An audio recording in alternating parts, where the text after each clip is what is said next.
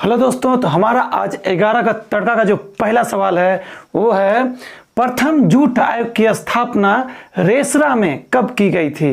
गौर से सुनिएगा, प्रथम जूट आयोग की स्थापना रेसरा रेसरा कहाँ है? पश्चिम बंगाल, कोलकाता के पास है, ये भी याद रखिएगा। कब की गई थी? तो सबसे पहले 1854 को अगर देखें तो इस समय क्या किया गया था? सूती वस्त्र उद्योग, प्रथम सूती वस्त्र उद्योग, इसकी शुरुआत 1854 में कहाँ? मुंबई में हुई थी। और किसने किया था? कवास डावर जी, याद रखिएगा, कवास जी डावर है, कवास जी डावर। 1855 राइट आंसर क्या है? 1855 प्रथम जूट आयोग की स्थापना कब हुई थी?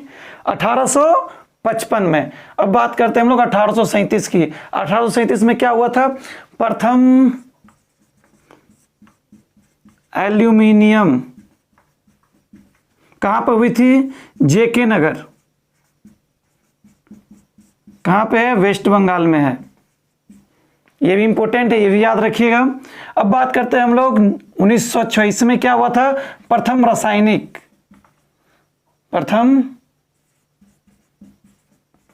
रासायनिक कारखाना कहां खोला गया था? तमिलनाडु के रानीपेट में।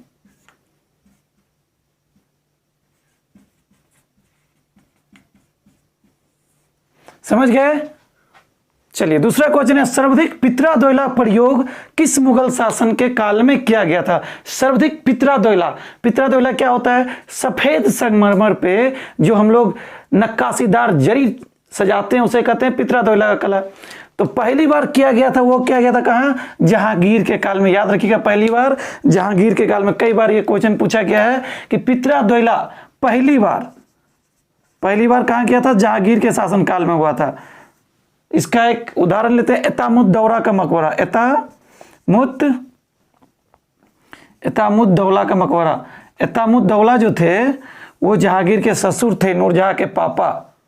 ठीक है, ग्यास बेग इनका ओरिजिनल नाम था। एतामुद्दौला का इसको उपाधि जहांगीर दिया था। और इनके मरने पर, यानी अपने ससुर के मरने पर, नूरजहां ने अपने पिता के लिए एतामुद्दौला का मकबरा बना दिया, क्योंकि जहांगीर के शासनकाल में बना था। इसीलिए पूछा जाता है पहला बार पित्रा दोयला यानी सफेद संगमरमर पर नक्काशी कहाँ किया गया? एतामुद्दौला का मकबरा में पहला बार। यहां से भी क्वेश्चन बन सकता है। दूसरा बार छोड़िए, सबसे ज्यादा बार किसके शासनकाल में किया गया था? याद रखिएगा, वो है शाहजहां। सबसे ज्यादा राइट आंसर यही है। सबसे ज्यादा बार किसके शासनकाल में? शाहजहां। पूरा ताजमहल को देख लो, पित्रा दोयला। अकबर के शासनकाल में क्या बना था? आगरा का किला, फतेहपुर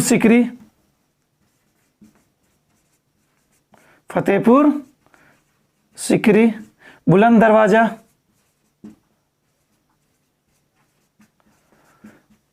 ये जो इंपॉर्टेंट 2-3 थे अकबर के शासनकाल में बने। औरंगजेब ने निर्माण की ओर विशेष ध्यान नहीं दिया, क्योंकि शाहजहां इतना खर्चा कर चुका था कि औरंगजेब ने कुछ भी निर्माण नहीं किया। बस एक निर्माण किया, वो था बीबी का मकबरा। कई बार एग्जाम में पूछे गए हैं बीबी का मकबरा कहाँ पे है, तो याद रखिएगा बीबी का मकबरा कहाँ है? औरंगाबाद कहाँ है? महाराष्ट्र। ठीक है, तो ये चारों याद रखिएगा। अब जो हमारा अगला सवाल है, तो सवाल है राम सिया सिक्का किसने चलाया? बहुत फेमस है राम और सीता जी का अंकित किया हुआ सिक्का हुआ करता था, कि किसने चलाया? तो आप जवाब सोचो, तब तक मैं दूसरे के बारे में बताता हूँ। इल्तुतमिश ने पहली बार क्या चलाया? इल्तुतमिश ने पहली बार शुद्ध अरबी सिक्के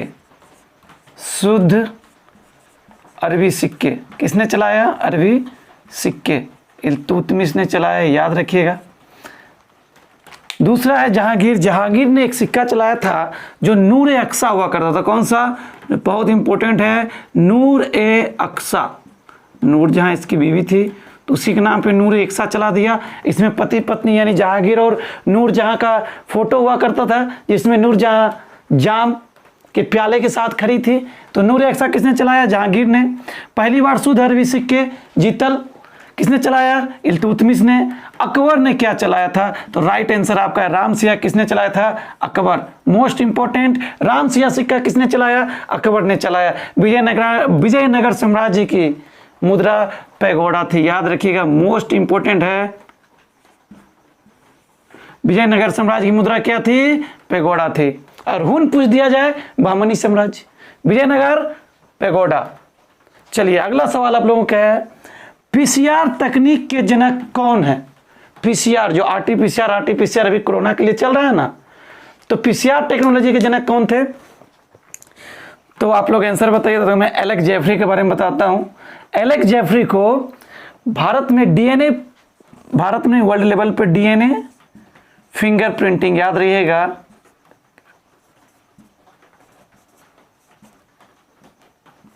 डीएनए फिंगरप्रिंटिंग का जनक बोला जाता है, ठीक है, एलेक्स जेफरी को। रिचर्ड फाइनमैन को नैनो टेक्नोलॉजी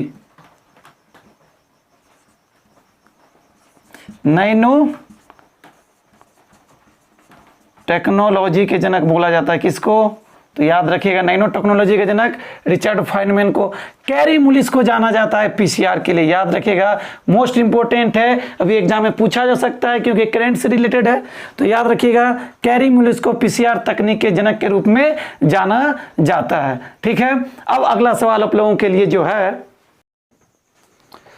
और आपका सवाल है, निम्न में से किस एक की उत्पत्ति यकृत का कार्य? किस एक की उत्पत्ति यकृत का कार्य? तो आपका है यूरिया, रक्त, लाइपेज और सिक्रेटिन। तो आपको पता है रक्त कहाँ बनता है? हमारा बैन मेरो अस्थि मज्जा में। रक्त कहाँ बनता है? अस्थि मज्जा, ठीक है, बोन मेरो में। दूसरा याद रखिए कि सिक्रेटिन क्या करता है? ये पेनक्रियाज को जाकर, किसको? अग्न्याशय को जाकर उत्तेजित करता है। ये कहाँ से निकलता है? ड्यूडेनम से निकलता है। सिक्रेटिन का निर्माण कहाँ होता है? पक्वाशय में। पक्वाशय को ड्यूडेनम कहा जाता है इंग्लिश में। पक्वाशय से निकलता है और अग्न्याशय को उत्तेजित करता है, ठीक है। लाइपेज तो जान ही रहे हैं, शुगर को नियंत्रित करने का कार्य करेगा। और यूरिया, ये इंपॉर्टेंट है कि किस एक की उत्पत्ति यकृत का कार्य है? यूरिया। विषैले जो अमोनिया होते हैं उसको ये यूरिया में परिवर्तित कर देता है। इसके अलावा यकृत के बहुत सारे कार्य है, लेकिन क्वेश्चन के अनुसार देखा जाए तो क्या है?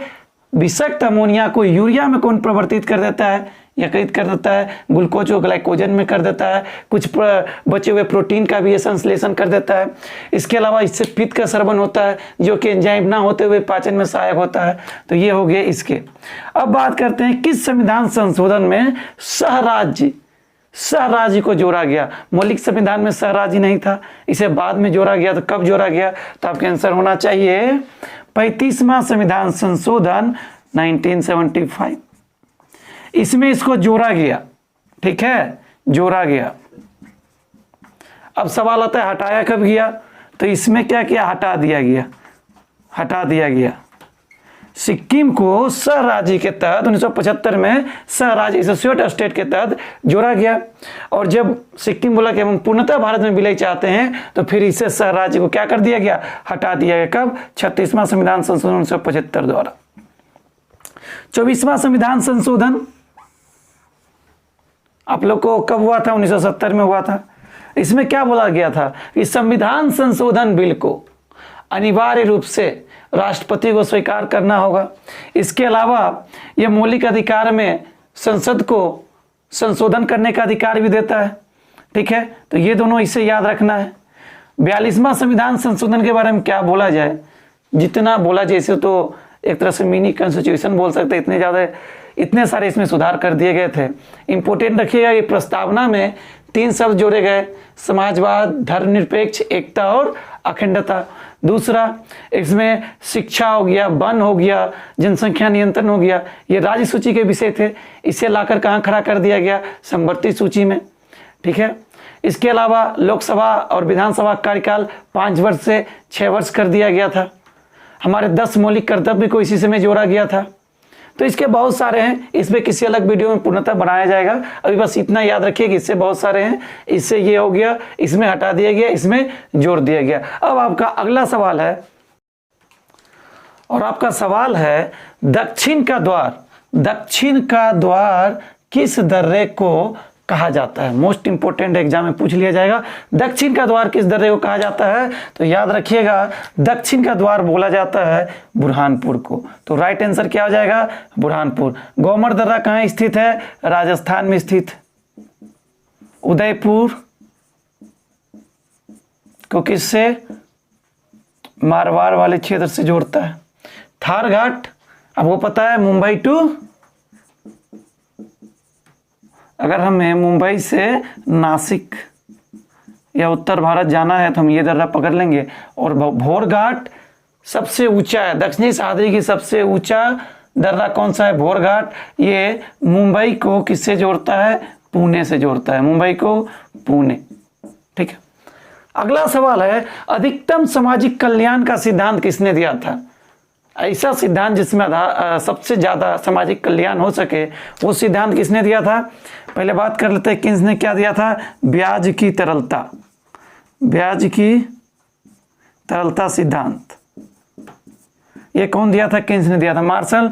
मांग का नियम आप लोग जानते होंगे मार्शल के बारे में, मांग का नियम। डाल्टन, राइट आंसर है ये डाल्टन, अधिकतम सामाजिक कल्याण का सिद्धांत डाल्टन। कौन? डाल्टन। फिशर ने क्या दिया था? तो मुद्रास्फीति, मुद्रास्फीति, मुद्रास्फीति एवं ब्याज का संबंध, किसका? मुद्रास्फीति और ब्याज का संबंध को किसने बताया था? तो याद रखिएगा फिशर ने बताया था। मोस्ट इंपोर्टेंट इकोनॉमिक्स का ये क्वेश्चन हो सकता है कि अधिकतम सामाजिक सिद्धांत, अधिकतम सामाजिक कल्याण का सिद्धांत डाल्टन ने दिया था, फिशर ने मुद्रास्फीति एवं ब्याज के बीच संबंध को बताया, और हमारे जो मार्शल जी थे वो मांग का नियम या मांग का लोच किसने दिया? मार्शल ने दिया। किसने क्या दिया? सामाजिक तरलता का सिद्धांत किसने दिया? किसने दिया? चलिए अगला सवाल आप लोगों के लिए है, चलिए अगला सवाल है भारत का प्रथम स्वदेश निर्मित पनडुब्बी कौन है? स्वदेश निर्मित परमाणु पनडुब्बी, याद रखिएगा परमाणु पनडुब्बी पूछ रहा है, वो भी पूछ रहा है कि स्वदेश निर्मित होना चाहिए। देखिए अगर हम लोग आईएनएस चक्र की बात करें, आईएनएस चक्र ये जो है ये भारत का प्रथम परमाणु पनडुब्बी है, लेकिन स्वदेश निर्मित नहीं है। ठीक है, याद रखिएगा प्रथम परमाणु पनडुब्बी तो है, लेकिन याद रखिएगा स्वदेश निर्मित नहीं है। और भारत का पहला परमाणु पनडुब्बी जो कि भारत में बनाया गया है, अर्थात स्वदेश निर्मित अगर पूछा जाएगा तो फटाक से आंसर मारिएगा आईएनएस अरिहंत। ठीक है, अब बात करते हैं हम लोग आईएनएस कलवरी और आईएनएस वागीर। कलवरी और जो वागीर है ये दोनों स्कॉर्पियन श्रेणी का, कौन सा? स्कॉर्पियन श्रेणी का दोनों है, और प्रोजेक्ट 75 का संबंध इससे है। किस श्रेणी का है? स्कॉर्पियन श्रेणी का है, स्कॉर्पियन श्रेणी का है दोनों, और इसका प्रोजेक्ट 75 का संबंध इसी से है। और ये भी याद रखिएगा कि ये डीजल इलेक्ट्रिक इंजन से चलता है।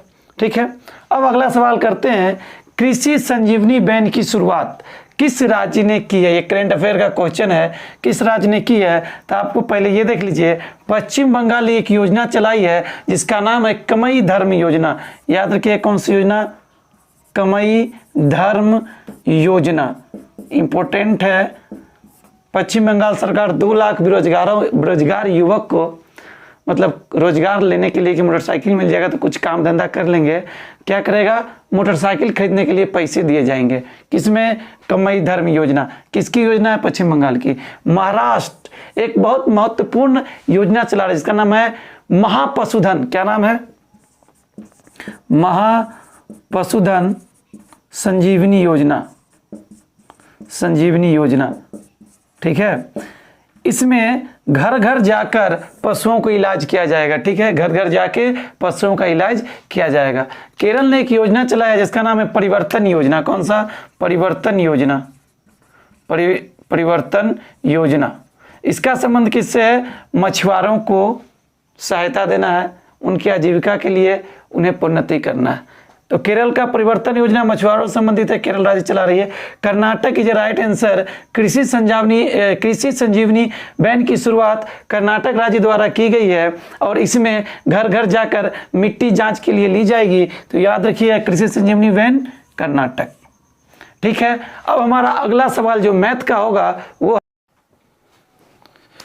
तो जो सवाल है वो बोल रहा है कि ए ने 36,000 की पूंजी लगाकर एक व्यापार आरंभ करता है। कुछ समय बाद बी भी 54,000 लगाकर व्यापार में शामिल हो जाता है। अब सवाल है, और दोनों का लाभ कितना है? 2:3 का लाभ है। तो व्यापार आरंभ होने के कितने दिन बाद बी साझेदार बनता है? कितने दिन के बाद बी उस व्यापार में शामिल हुआ? क्वेश्चन ये पूछ रहा है। बड़ा आसान सा सवाल है, आपको कुछ नहीं करना है, एक फार्मूला याद रखना है। ए का पूंजी इंटू ए का समय, ए का समय बटा बी का पूंजी इंटू बी का समय इक्वल टू ए का लाभ बी का लाभ। देखो यहां पर सब कुछ लिखा हुआ है कि पूंजी कितनी है, कितना है? 54,000 है, इंटू पूरा 1 साल कार्य कर रहा है। साल भर में पूछा जा रहे थे पूरा, ए तो शुरू से शामिल था तो 12 महीना, और इसका हमको पता नहीं है तो बी का समय यहाँ लिख देते हैं। बी का समय निकालना है। रेशियो हम लोग को पता है, 2:1 का रेशियो दे दिया है, तो 2:1 का रेशियो है। अब यहाँ से काटो तो ये कट जाएगा, ये भी कट गया, 2 से 3 से इधर कितना हो जाएगा?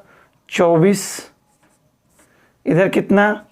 3 इक्वल टू 3 इंटू बी का समय यहाँ पर रहेगा, बी का समय इधर कितना है? 2:1।